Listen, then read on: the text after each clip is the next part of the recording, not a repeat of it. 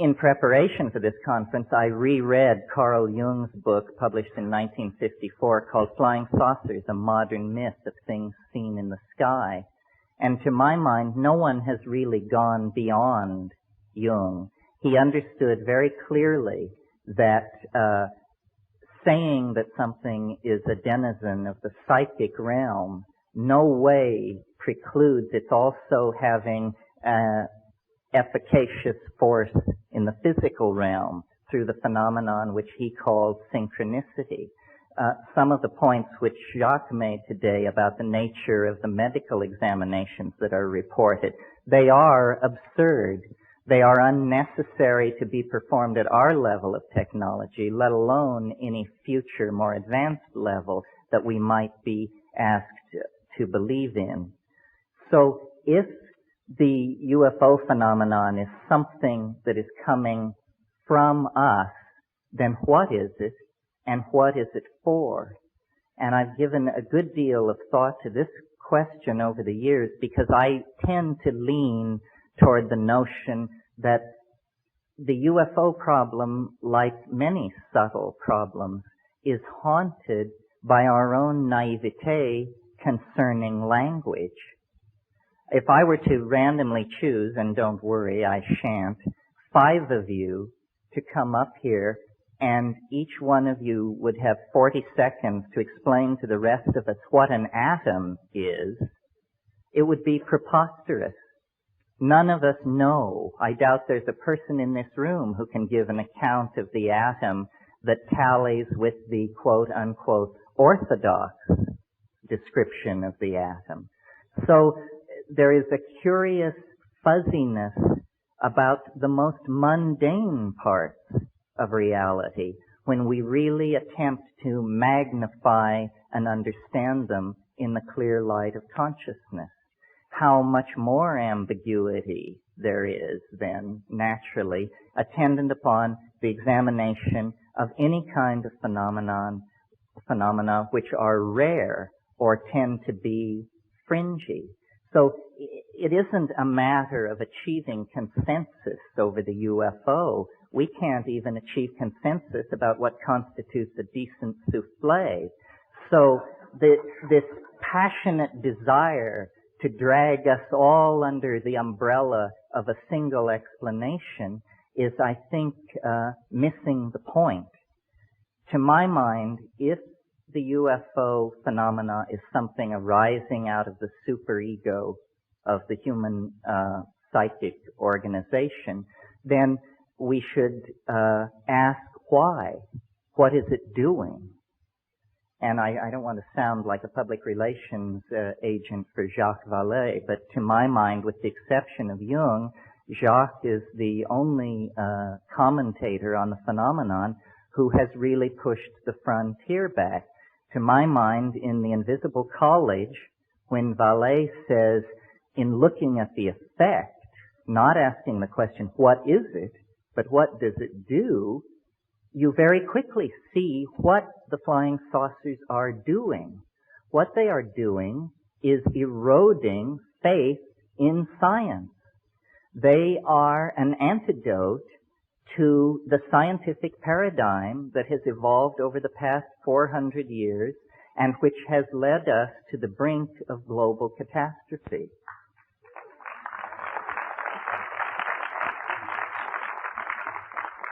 So the notion being developed here is that within the structure of the human psyche, there is something like a governor, something like a monitoring circuit, which when a society begins to evolve in a pathological or lethal direction, phenomena can be induced not by the egos of men and women, not by their institutions, but by the overmind, the collectivity of the human species.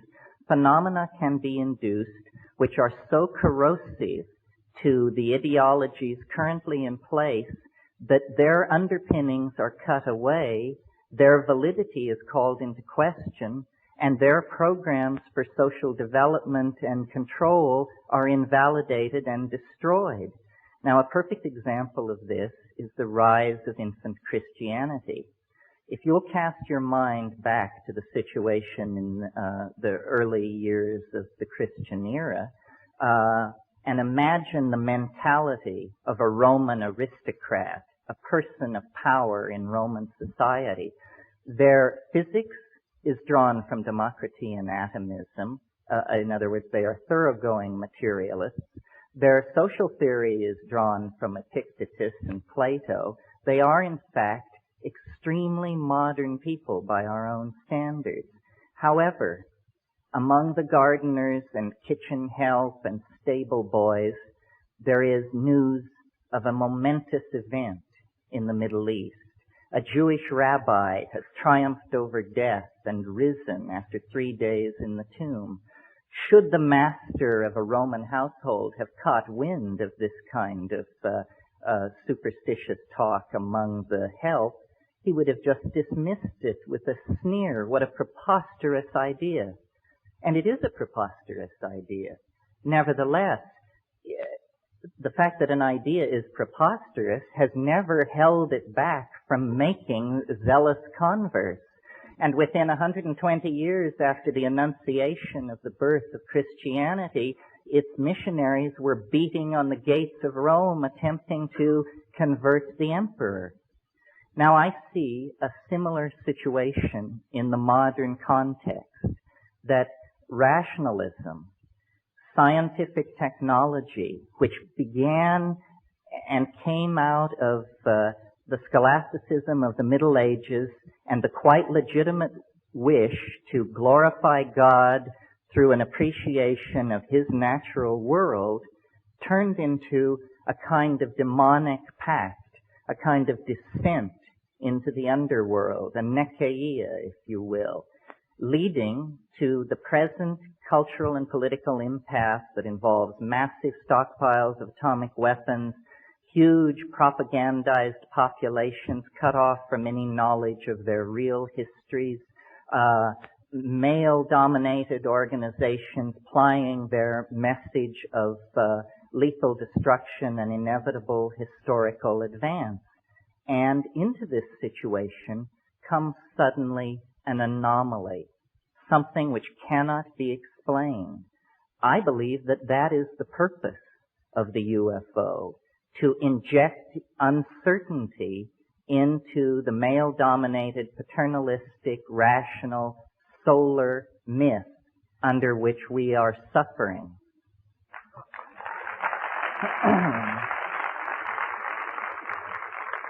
So, I suppose if you had to categorize this point of view, you would say I'm taking a depth psychological, psychoanalytic point of view. What I'm saying is that the UFO is nothing more than an assertion of herself by the goddess into history, saying to science and paternalistically governed and driven organizations, you have gone far enough. We are going to turn the world upside down. Your science is going to be shown up for what it is. Nothing more than a pleasant metaphor usefully extrapolated into the production of toys for healthy children. That's what science is good for. It is not some meta-theory at whose feet every point of view from astrology to acupressure to channeling need be laid to have the hand of science announce thumbs up or thumbs down.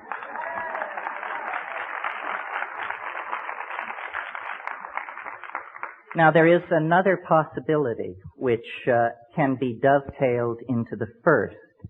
It is that it is not so much the oversoul or the superego of the human species which is responsible for stopping scientific masculine paternalism in its tracks, but rather that, unbeknownst to self-absorbed and myopic human beings, we have always shared, or at least for a very long period of time, have shared this planet with another intelligent species, another entity, which may have been perfectly content to allow us to abide in our ignorance of its presence until the point where it came to its awareness that our style was toxifying, ruining, raping, and perverting the planet.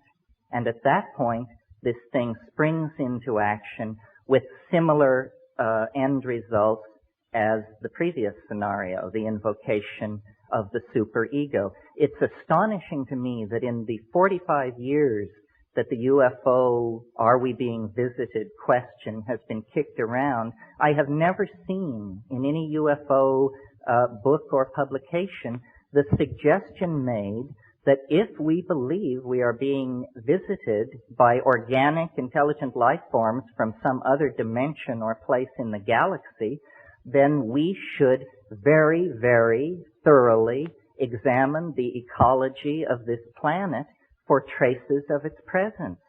What assurance do we have that the several million life forms that we know to exist on this planet all evolved here?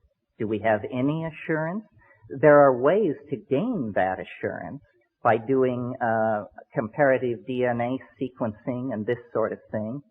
Some of you may know my own position, or one of my positions, which is that plants and fungi containing psychoactive compounds are extremely viable candidates for extraterrestrial intruders into the environment of this planet. And this is not to put down Whitley's story, which is a very interesting story, but had he prefaced his story with the comment that before it all happened he took 5 grams of mushrooms, I doubt he could have sold it to his mother. Because in the world where mushrooms and other psychedelic plants are imbibed, such stories are commonplace. It's no big deal. So I'm always amused by UFO investigators and compilers of data who will tell you, well, the first thing we did is we got rid of all the stories told by anybody who was intoxicated on anything. It seems to me that move has probably absolutely precluded any possibility of understanding what is going on.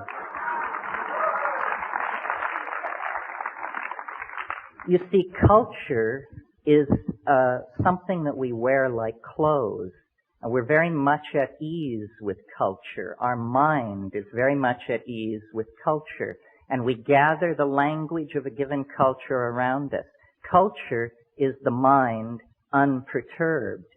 When a shaman or an ecstatic visionary goes into the wilderness and through ordeal or yogic practice or breath control or the taking of a psychoactive substance perturbs the mind, then we see what the mind is out naked, undressed from the clothing of language and convention. That's why I've made this point over and over again. There will not be a serious discussion of the origin of UFOs, or for that matter, of the nature of consciousness itself, until we leave the utterly culture-bound, provincial, and hick-like attitude that science has foisted on us about perturbing the mind. Without the use of psychedelic substances, I think solving the UFO dilemma is going to be as thankless a task as attempting to understand the nature of the universe without availing yourself of the use of a telescope. It is simply tying our hands behind our backs. Now, there is a third possibility, which is the one that is the more commonly entertained notion, which is simply that we are being observed by intelligent life forms that evolved somewhere else in the galaxy. They have quarantined our planet to keep us from being agitated by their presence, and they will eventually reveal themselves. I find this an extremely odious notion, especially the part about how much chaos there will be if the truth is ever revealed. This is nothing more than the reassertion of masculine paternalism its right to keep secrets from the rest of us, its belief that there is a privileged all-male class of people who can be let in on what's really going on, and the rest of us, poor dears, have to be shielded from these tremendously shocking facts. I discussed this once with an entity, and it said to me, well, you know, we've disguised ourselves as an extraterrestrial invasion so as to not alarm people with what's really going on. We're getting close to the end, folks. There is a fourth possibility, which I mention only in the interest of thoroughness, which is that these entities and their vehicles are not spacecraft at all, but are in some sense time craft, and that we may be the tremendous sense of empathy with these quite physically unusual beings may arise out of the fact that we're looking into the faces of our great-great-great-grandchildren, who may be emanating back through time, carrying the message, a message about some sort of future event or situation that lies many centuries downstream from us, but that is of such import that from that point, agents are moving backward and possibly forward through time, spreading the news of some kind of mode shift.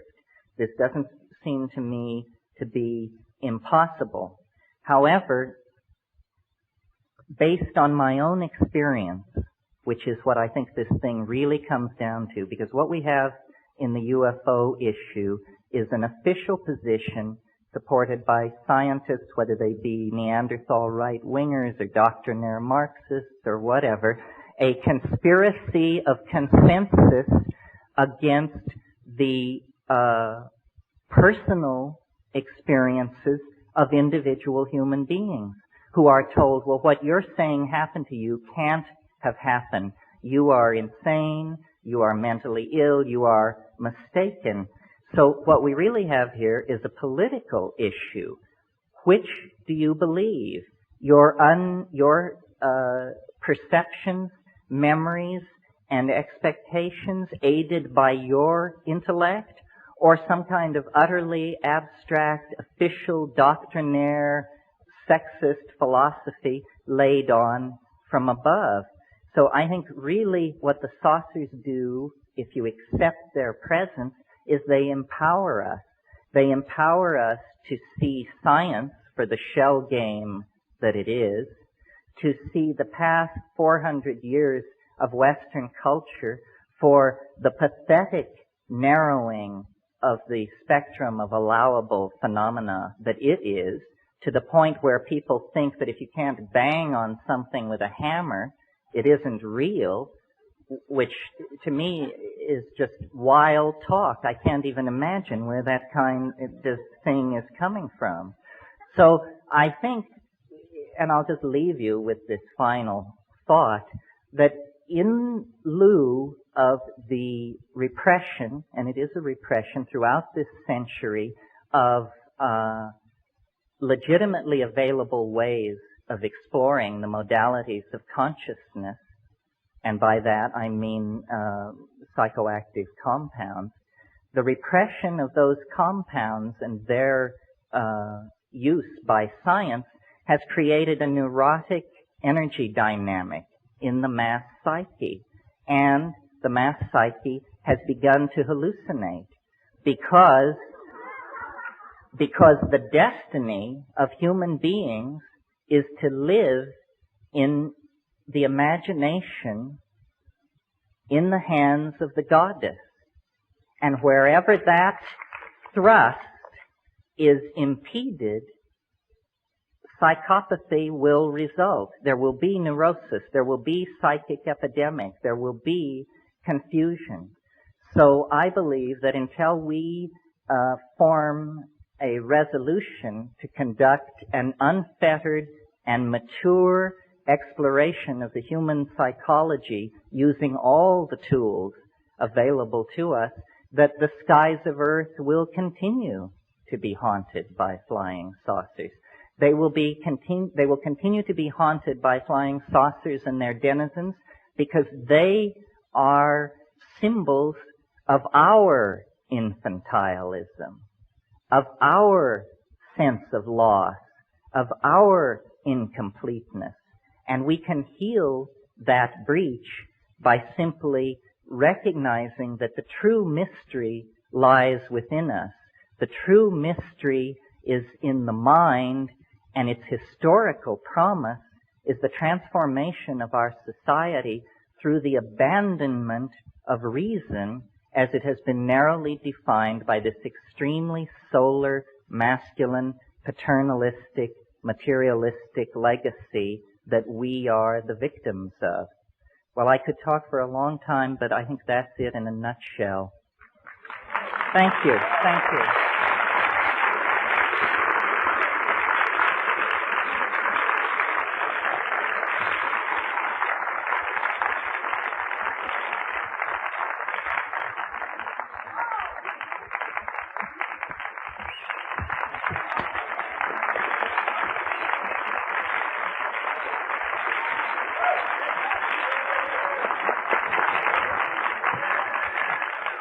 That's a hard act to follow. I won't even try. That was very pretty. Thank you so much. I asked a number of people how they would describe Terence. Do you have a sense of deja vu about this? And they said that he was an expert in Amazonian shamanism, expert in alternative states, and a philosopher. And you heard him this afternoon completely knock the bejesus out of science. So what he's going to do this evening, I really don't know, but please welcome once again, Terence Mckenna.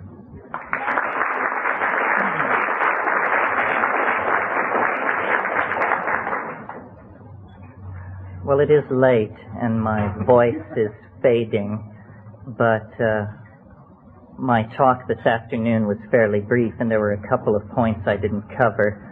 Before I get into that, though, I would like to thank and call attention to the magnificent accomplishment of Elise Agar and the Omega Foundation.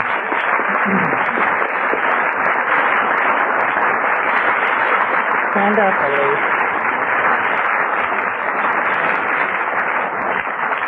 I think Elise and her people have done a tremendous job, and this is definitely the most glittering New Age event that I have ever had the privilege of attending. I said to someone, does the fact that the backdrops are beginning to look like the Russian Revolution mean we're making progress? I don't know.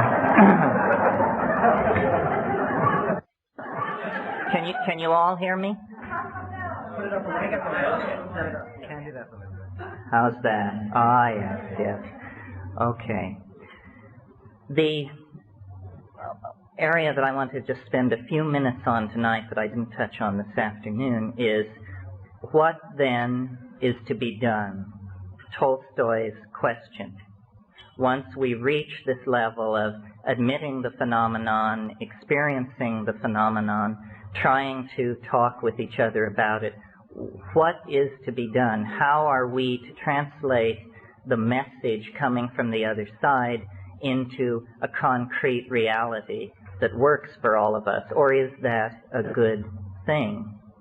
And my take on this, which is nothing more than my take on it, is that what we are involved in and with in the UFO phenomenon is an extremely poignant and intense effort to end our alienation from the unconscious, that we can no longer have the luxury of an unconscious portion of the human psyche, that is an artifact of the childhood of our species, and that in fact the ending of childhood, anticipated brilliantly in Arthur C. Clarke's novel Childhood's End, the ending of childhood is what we are experiencing in relationship to the alien archetype. As a species, we are coming into a kind of pubescent awareness of the presence of the other. our childish historical concerns that were self-directed and self-indulgent no longer satisfy, and a deep kind of yearning has come upon the species, a yearning for the confirmation of the presence of an other, in the same way that an adolescent child becomes aware of and develops an extremely intense, highly charged, and ambivalent attitude toward the opposite sex. I think we are discovering in our own psychic structure the potential, the possibility of a relationship with an intelligent species outside ourselves, and this raises for us all the tensions, all the issues that accompany an adolescent love affair. How are we to eliminate the human unconscious and come into our birthright as fully conscious, enlightened beings? What is to be done? Again, my opinion is that what we need to do is to concentrate on the phenomenon of communication and the evolution of language. We have been far too naive about the role that language has played in the construction of reality at its center, let alone off on the fringes with the elves and the fairies and the UFOs. We need to test the envelope of language. We need to perfect the fine idea of being able to communicate with each other. At the moment, and I think we proved it at this conference, it's nothing more than a fine idea. I felt before I came to this meeting that we would all sit down in a room and make great progress in about an hour toward understanding the phenomenon. And then I discovered that we were all, including myself, heavily freighted with linguistic momentum, the power of our own metaphors to carry us past the opportunity to listen to what other people were saying. And so I think that what we are dreaming of is a common language. And what the saucers are attempting to teach is the modality of a linguistic transformation in the direction of a kind of communication that is not dependent on culturally sanctioned dictionaries, but that is in the bones, in the neurons, in the synapses, so that the ambiguity which attends all our discussions about reality will be purged from our worldview. This is the essence of falling in love. One definition of falling in love is nothing more than lifting the veils of misconception between two entities and still being able to go forward toward some kind of union. So I really believe that we have moved so far from an awareness of the feminine portion of our psyche that now the thing dearest to us and closest to us must present itself in consciousness under the guise of an extraterrestrial or interdimensional invader. It's a comment on the alienation of our era, and the way this schism can be breached, the way this psychic wound can be healed, and a kind of species-wide individuality emerge is through taking control, conscious control of the evolution of language. This means paying a great deal more attention to what we say to each other, to linguistic intent. I think that the main legacy of the 1960s into the 80s was a legacy of language transformed in the direction of feeling. To me, the most shocking part of the male dominance of our worldview is the paucity in our language of terms that convey emotion. We have 500 words for the components of a steering mechanism. We have 5 words for emotions. Each one of us is a swim in a concatenation of emotionally subtle wave phenomena that come and go just below the surface of our awareness. But if any one of us turns to another and says, "How are you doing?" the answer is, "Fine, fine, yourself." this is presenting a tremendous barrier to us to the expression of our wholeness. And I'm completely willing to line up behind Carl Jung on the notion that the UFO is an expression of our longing for wholeness. In principio et verbum, et verbo caro factum est. In the beginning was the Word, and the Word was made flesh. In other words, if you were an actual extraterrestrial standing off in a spaceship looking down on this planet, you would not see the strivings of individual species. You would not even see the great classes of organized organic life. What you would see instead is a gene swarm, a language frenzy, the coding of meaning in genes, in words, in architectonic productions, in poetry. What is happening on this planet is the self-reflecting genesis of communication for itself. It is language, somehow, that is loose in our species, on our planet, within and without the flying saucer. So, communication, which we take astonishingly for granted, considering the very basic kinds of needs that we communicate to each other, is actually the great frontier of our spiritual becoming. It seems to have passed right by us that we already possess a form of telepathy. That the miracle of communication involves the fact that I make small mouth noises and you instantaneously consult the culturally sanctioned dictionary, and out of your dictionary you construct a map of my linguistic intent, and then through a series of grunts and nods we assure each other that we know what we mean. So, in a sense, I said this afternoon that the UFO was here to confound us, to confound science. On another level, like the psychedelics, it is here to catalyze a finer evolution of communication, to goose us toward a little tighter epistemic and ontological definition of the business of communicating with each other. If we could refine our channels of communication, we would coalesce into the kind of omnipotent, extra-worldly organism that we anticipate in our vision of the flying saucer.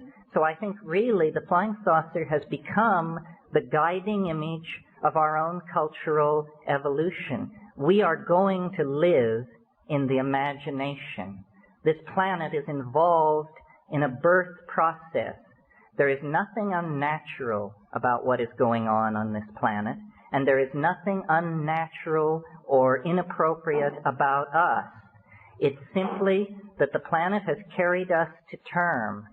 We are now ready to leave the womb, and the womb is in danger of toxemia if we in fact do not leave it. We have passed into a new kind of time where the separation of our species from the planet that gave us birth is a necessity for the survival of both parties. And like any birth, it is a moment of crisis. It can end in catastrophe, and perhaps the saucers stand off to perform a necessary cesarean if things really turn into chaos. Many contactees report an apocalyptic scenario involving the saucers taking everybody away in the wake or in the imminence of a thermonuclear exchange. However, the mature way, the self-reflective way, the dignified way out of this cultural impasse, out of this global standoff, is for us to take seriously on a personal level the possibility of evolving our communications with each other so that we actually become the loving family of the goddess, the planetary organism that we all feel ahead of us in the future, casting an enormous shadow back over the historical landscape.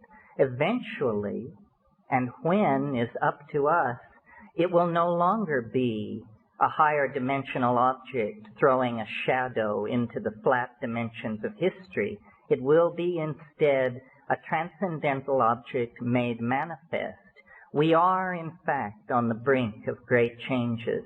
Yes, the UFO phenomenon has been around for hundreds of thousands of years, possibly, but nevertheless, it is somehow spun into the fate of our species. And the overwhelming image of self-transcendent flight, of return to a mandalic unity that transcends space and time, is the guiding archetype of our peregrination through history. So I believe that the UFO waits at the end of time in the same way that the individuated personality waits at the end of the ontological development of the individual. And if we act in good conscience and with great faith in each other, we can in fact realize the hope of the Irish prayer which says, "May you be alive at the end of the world." Thank you.